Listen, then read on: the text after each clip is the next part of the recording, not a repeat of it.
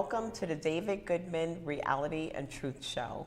My name is Vanita Lambert, and I'm the host of this show. I have the honor of hosting the show because I get to bring on different perspectives and wonderful guests. I have a very special guest that I'm really excited to introduce. She is a high school student. Well, actually, she's a college student now. She just graduated high school. Miss Danielle Haniff. Thank you so much for being on the show. Danielle is the founder of the Mural Project. Yes. So hi everybody. Yes, my name is Danielle, and I'm the founder of the Connecticut Mural Project. And I'm a recent graduate of St. Joseph High School in Trumbull, Connecticut. And I've been living for Trumbull in actually 4 years now. And before that, I used to live in Westchester County, New York. And I'm actually going back to New York for college at Syracuse University, where I will be studying architecture. So, nice. Super awesome. When I heard you were going to Syracuse, I thought it was I was thinking Sacred Heart. Not Syracuse is upstate New York. Are you ready for the snow? That's what people keep telling me, and I'm like, oh my gosh, I gotta buy all of my jackets, my socks, but I'm so excited. God. And just to go back to where I spent the first years of my life, it's gonna be so exciting just to be back there. Yep, so it is. So Danielle is the youth recipient she's the youth award recipient of the Greater Bridgeport National Council of Negro Women. I just wanted to have her on this show. We had our Founders Day event, and we have all different types of honorees. Mm-hmm. And she was the Youth Award. Yes, so tell us about that experience. Yes. Tell us, how did you feel? So it's funny. I actually received the email that I had won the award when I was in Quebec. So who sent the email? Because I was wondering which one of our sisters. I wonder if it was the president who sent it. Karen Hill Johnson? I think so. Okay, all right. And so I got it in Quebec, so it was just like a super nice surprise to see, oh my gosh, I got this Youth of the Year award. And wait, you were in Quebec? I was in Quebec. She's a globetrotter too. I was there for my senior trip, and so I was getting lunch or something, and I was I saw this email, I was like, oh my gosh, this is so nice. And I read the email, and they were saying how I won it for my work with the Connecticut Mural Project, which I can't wait to talk about today. Okay. And then when I went to the special dinner event that we had, I loved learning about the mission of NCNW and just getting to meet everyone. And it was just such a great experience and something that I will definitely carry with me. So. Okay. I am so glad to hear that because we're always looking for new members. I have an application, but no pressure. No pressure whatsoever. She has the application. I have the application in my purse. But once you go to college, we do have a collegiate section of NCNW as well at UConn.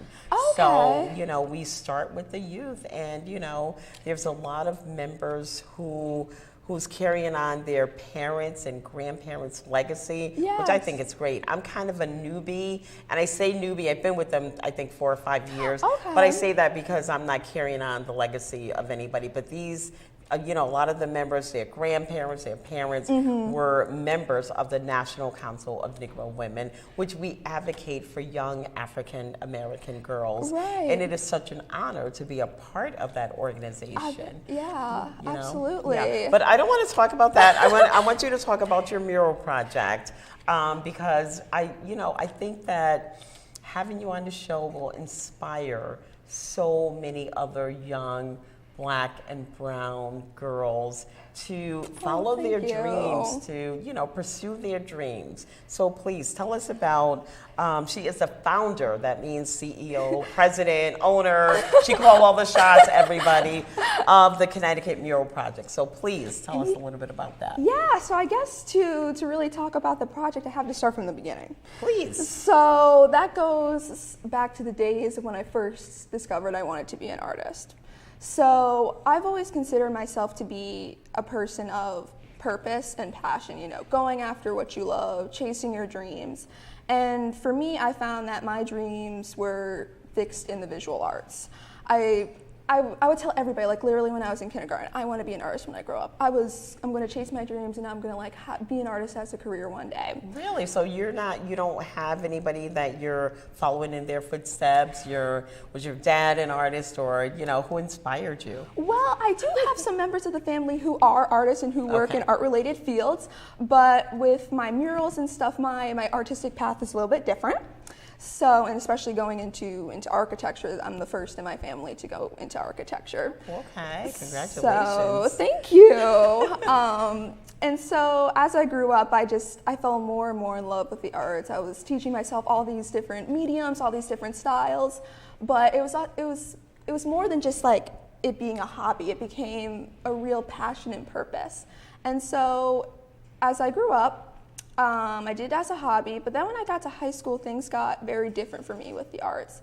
And I wasn't even really an artist anymore. I was actually more of an athlete, and I had kind of given up doing my art. And it got to the point my sophomore year where I was just very unhappy because I was an athlete. I was doing track and field and cross country, and I loved the team and stuff. I had been doing those sports actually since 4th grade, and I was just beginning to feel very unhappy with it though. And unhappy with just being an athlete because you have put down your artistic dreams for a while? Okay. Exactly, because I think what happened my sophomore year, I actually went a whole semester without creating art, which is very unusual for me. And so one night I came back from like a practice and I finished all my homework and I just sat down to myself and I was like, I'm not very happy. I want to do what I love. I want to create. And so I thought back, because when I was younger, I had this dream of being an artist and really sharing my artistic abilities with the world. And so I said to myself, you know what?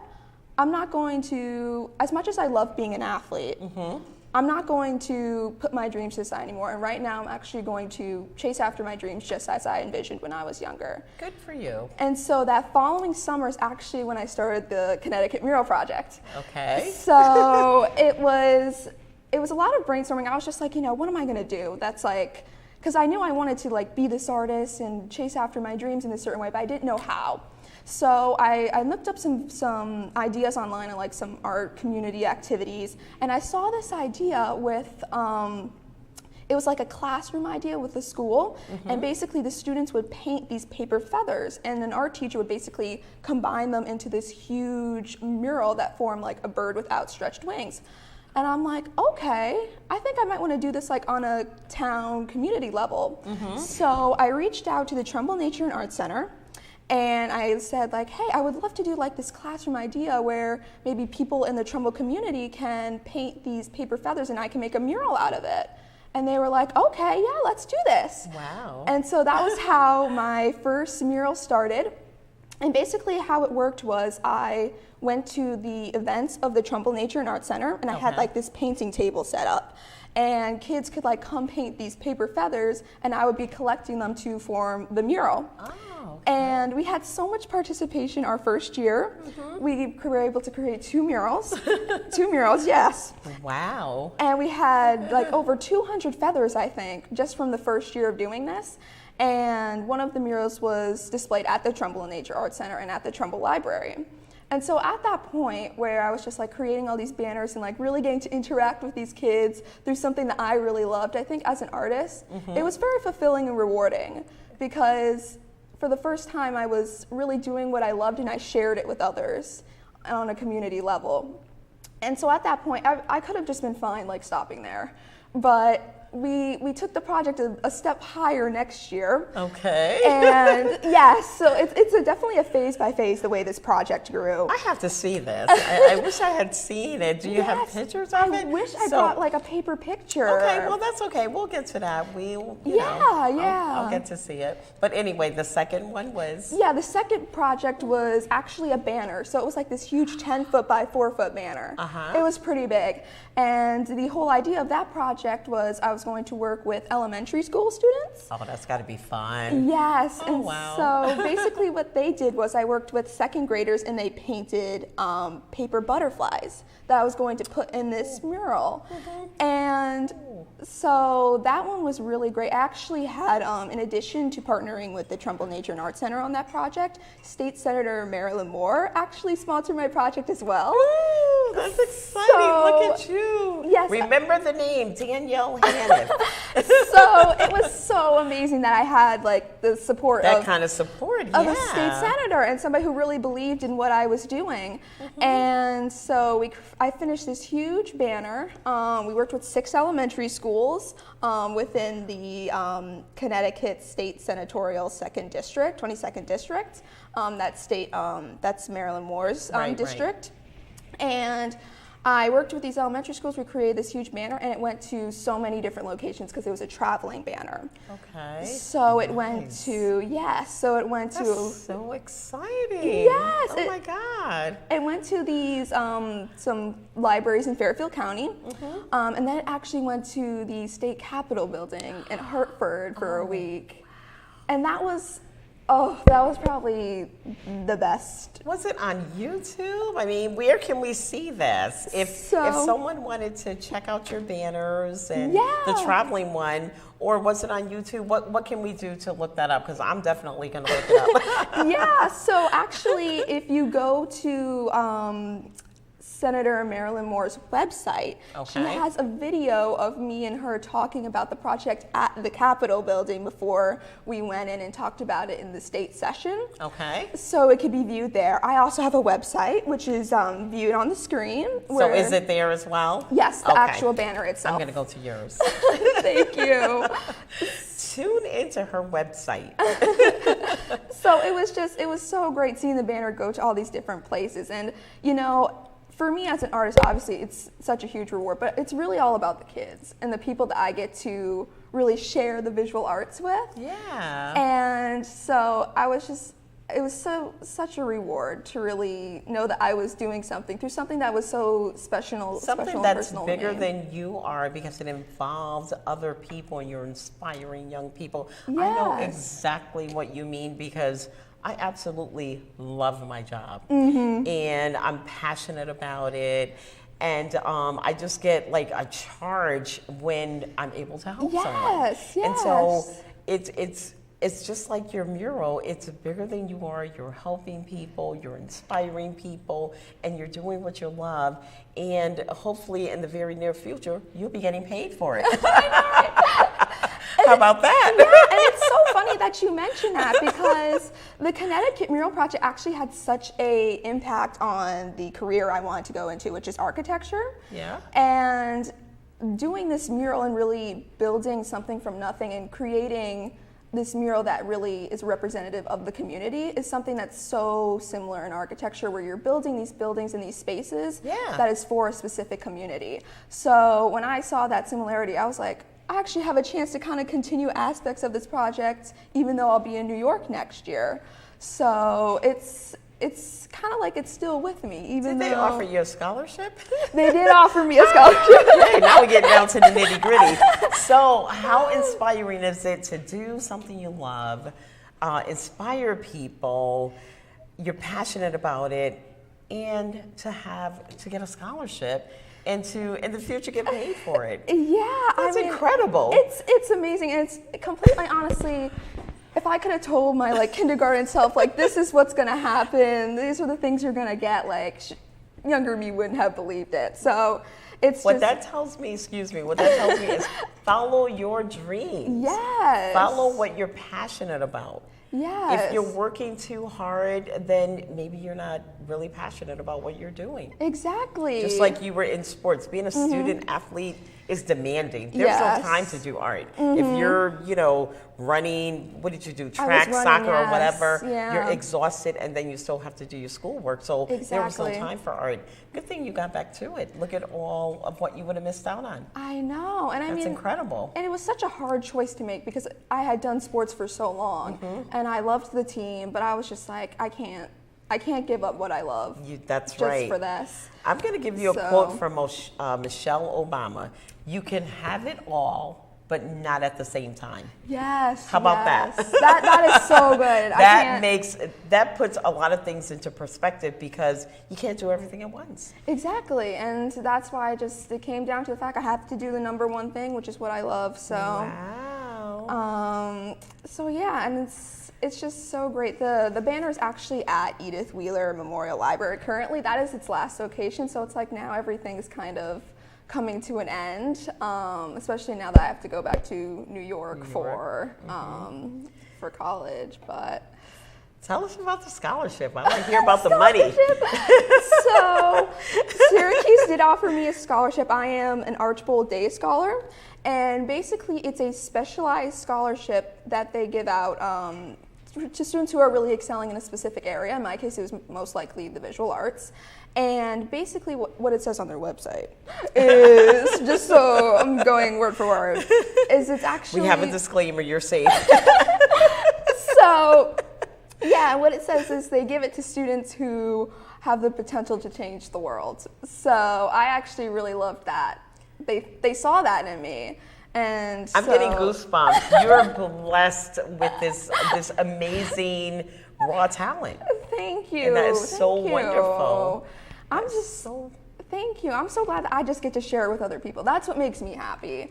And to share it with these kids and to really do this banner where it's going everywhere and people can see it and really share in the community that it brings is just amazing for me.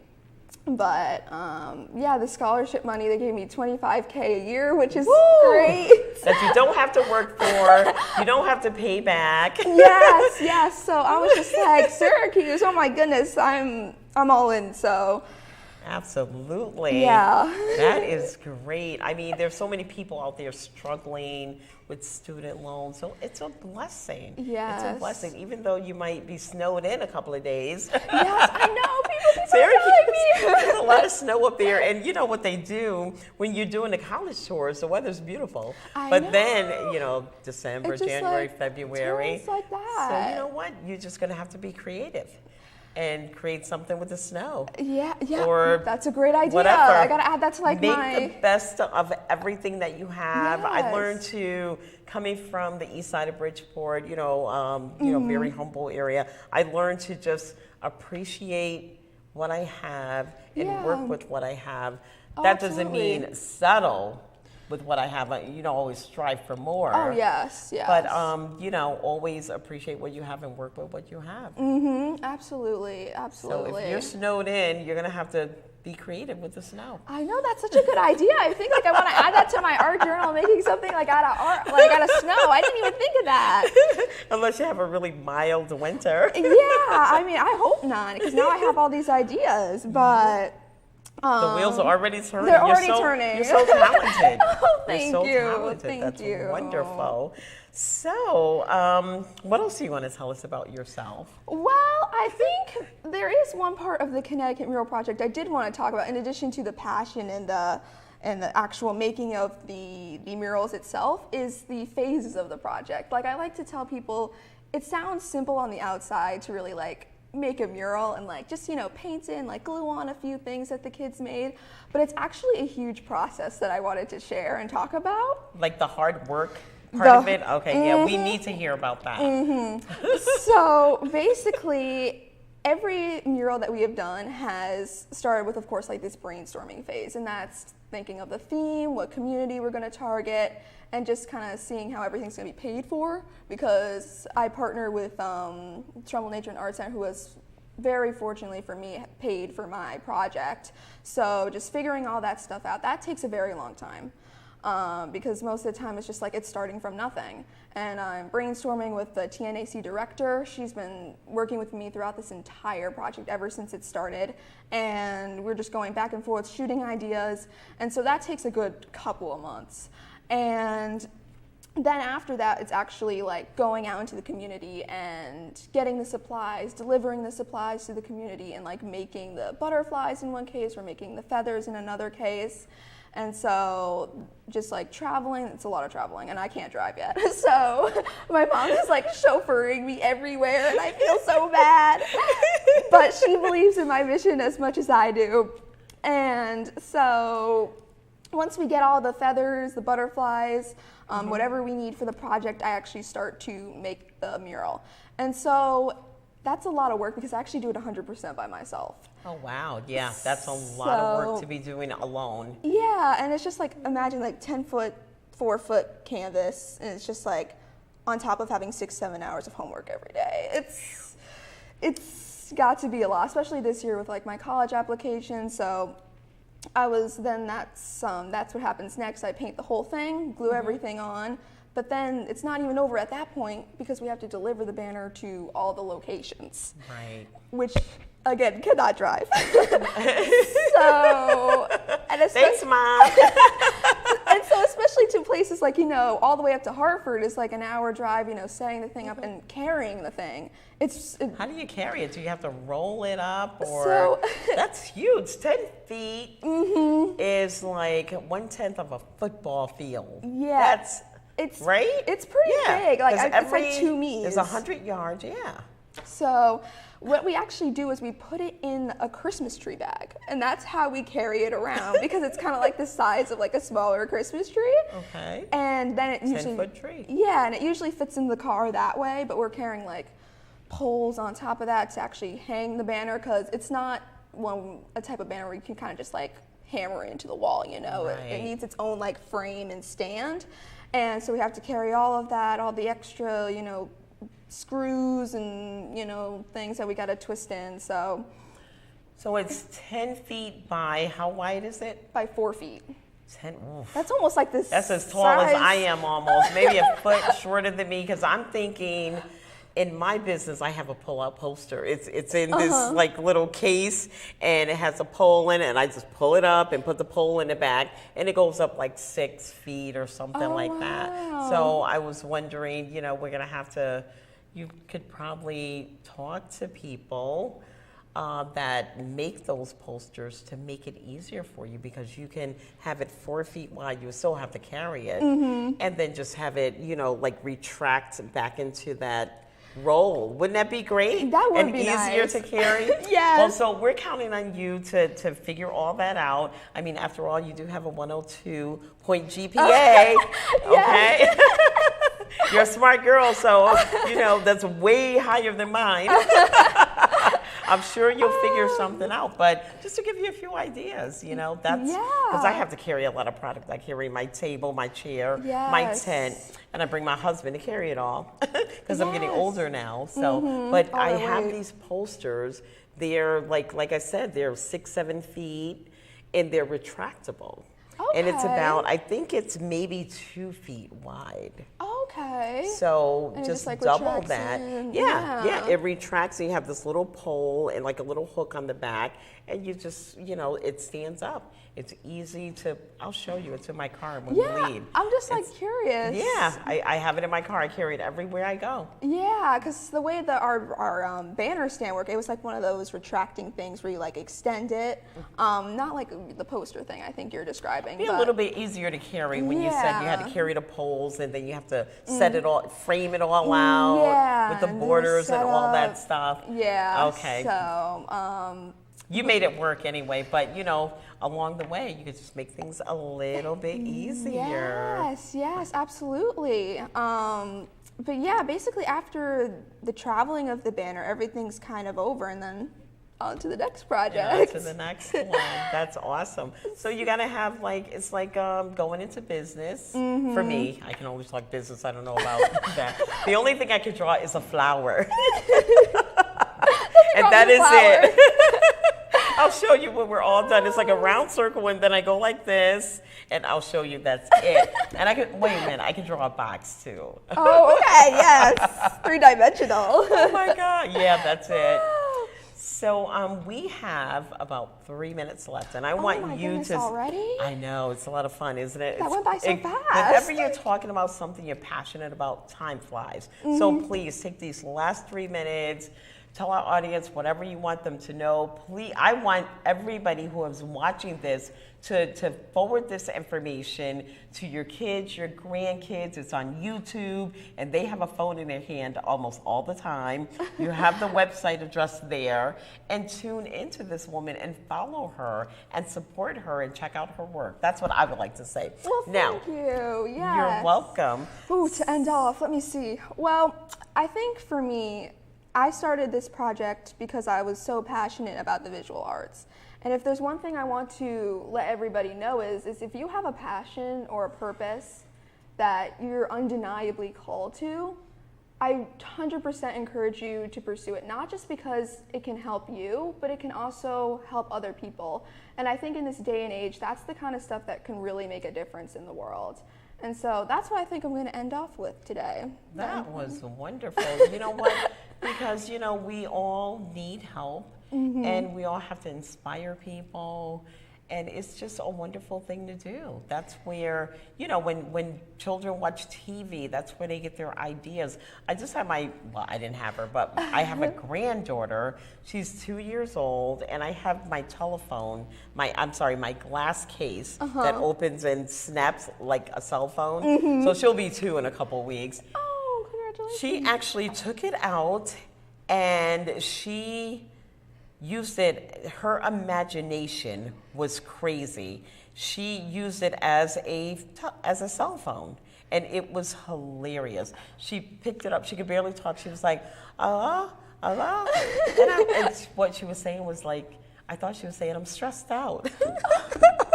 Too early. She must have heard somebody say the words. They repeat everything they say. Oh, that's cute. No matter what age you are, use your imagination, follow your dreams, strive, pursue your dreams. Absolutely. And my passion is seeing everyone achieve their dreams. Exactly. And I wish you all the luck in the world, which you don't really need a lot of luck because you have money for the scholarship. You know exactly what you want, and you've already done so much to inspire young people, and that's just a wonderful thing, especially here in Bridgeport and the inner city. Oh, thank you. That type of inspiration and things people that they can look up to.